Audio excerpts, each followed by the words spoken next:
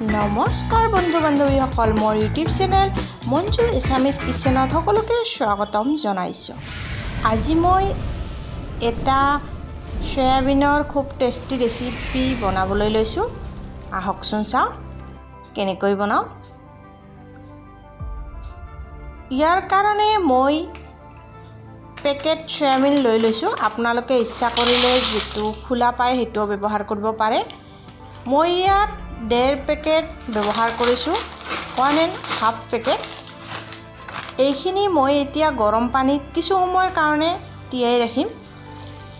তাৰপিছত এইখিনি মই ভালদৰে পানীখিনি চেপি ওলাই লৈ ল'ম। আপোনালোকে যদি এনেকৈ বনাই খোৱা নাই, এবাৰ নিশ্চয় ট্ৰাই কৰিব আৰু জনাব যে আপোনালোকৰ কেনে লাগিল।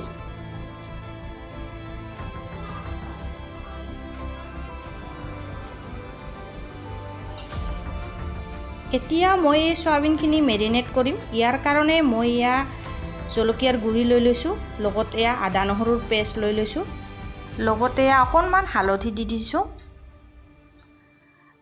আৰু সোৱাদ অনুসৰি নিমখ দি দিছোঁ। লগত মই ইয়াত বেচন ব্যৱহাৰ কৰিম। মই ইয়াত 3 চামুচ বেচন দি দিছোঁ আৰু মই এতিয়া এইখিনি ভালদৰে মিলাই লৈ ল'ম, যাতে সয়াবিনৰ ভিতৰত মছলাখিনি ভালদৰে সোমাই যায়। যিসকলে মোৰ চেনেলত নতুনকৈ আহিছে, প্লিজ চেনেলটো ছাবস্ক্ৰাইব কৰি ল'ব আৰু কাষতে থকা বেল আইকনটো প্ৰেছ কৰি অল কৰি দিব, যাতে আহিবলগীয়া ভিডিঅ'ৰ নটিফিকেশ্যনসমূহ পাই থাকে। এইখিনি মই ভালদৰে মিলাই লৈ 10 মিনিটমান সময়ৰ কাৰণে ৰেষ্ট কৰিবলৈ দি দিম। ইয়াৰ পিছত মোৰ এইখিনি ৰন্ধাৰ কাৰণে সাজু হৈ যাব।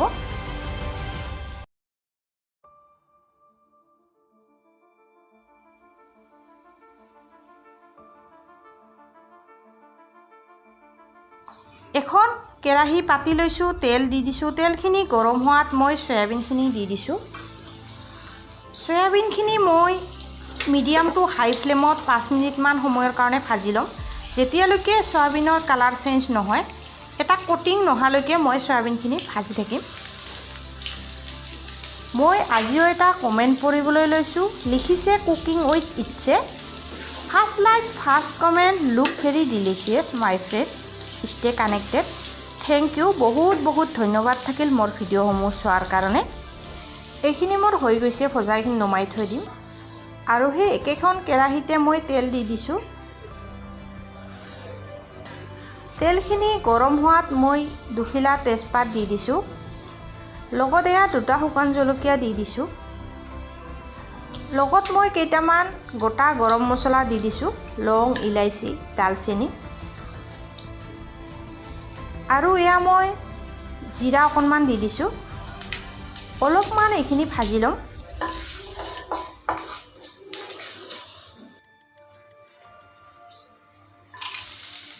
মই কাটি ৰখা পিঁয়াজ 2টা দি দিছোঁ, সৰু সৰুকৈ কাটি লৈছোঁ। ৰঙচুৱা নোহোৱালৈকে এইখিনি মই ভাজি থাকিম।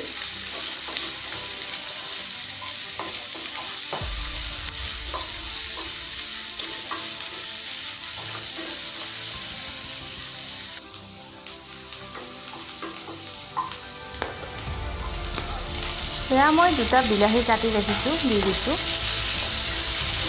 ভালদৰে ভাজি ল'ম। প্ৰয়োজন অনুসৰি মই নিমখ দি দিছোঁ। মনত ৰাখিব, আমি আগতেও নিমখ ব্যৱহাৰ কৰিছোঁ। এইখিনি মই গ্ৰেভিৰ কাৰণে নিমখ দি দিছোঁ।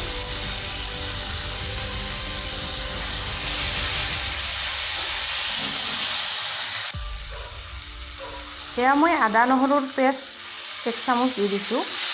ভালদৰে ভাজি ল'ম এইখিনিও।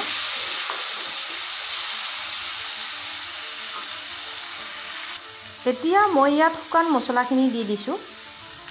জিৰা গুড়ি দিছোঁ 1 চামুচ, অকণমান জলকীয়াৰ গুড়ি দি দিছোঁ, লগতে হালধি দি দিছোঁ।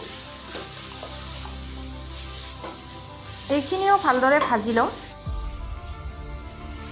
এতিয়া মই ইয়াত অকণমান পানী দি দিছোঁ, যাতে মছলাখিনি জ্বলি নাযায়।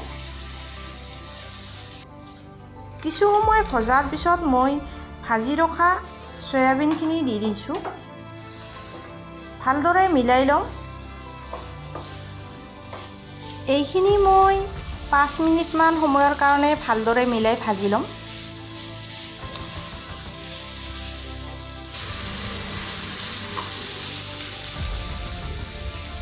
এইখিনি ভজা হৈ গৈছে। এতিয়া মই ইয়াত প্ৰয়োজন অনুসৰি পানী দি দিছোঁ। গৰম পানী ব্যৱহাৰ কৰিছোঁ। আপোনালোকে যিমান গ্ৰেভি ৰাখিব বিচাৰে সিমানকণ পানী দিলে হৈ যাব। এতিয়া মই এইখিনি ভালদৰে উতলিবলৈ দি দিম।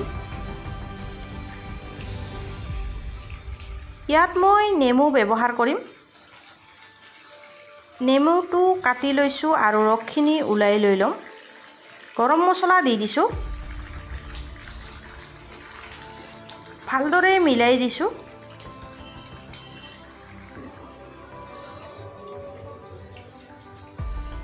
কেইটামান কেঁচা জলকীয়া দি দিছোঁ ফ্লেভাৰৰ কাৰণে আৰু এয়া নেমুৰ ৰসখিনি ওলাই লৈ ল'লোঁ আৰু দি দিলোঁ। এয়া মোৰ চয়াবিনৰ টেষ্টি তৰকাৰী ৰেডি হৈ গ'ল। আপোনালোকে বনাব আৰু খাব। আপোনালোকৰ কেনে লাগে নিশ্চয় জনাব বুলি আশা থাকিল।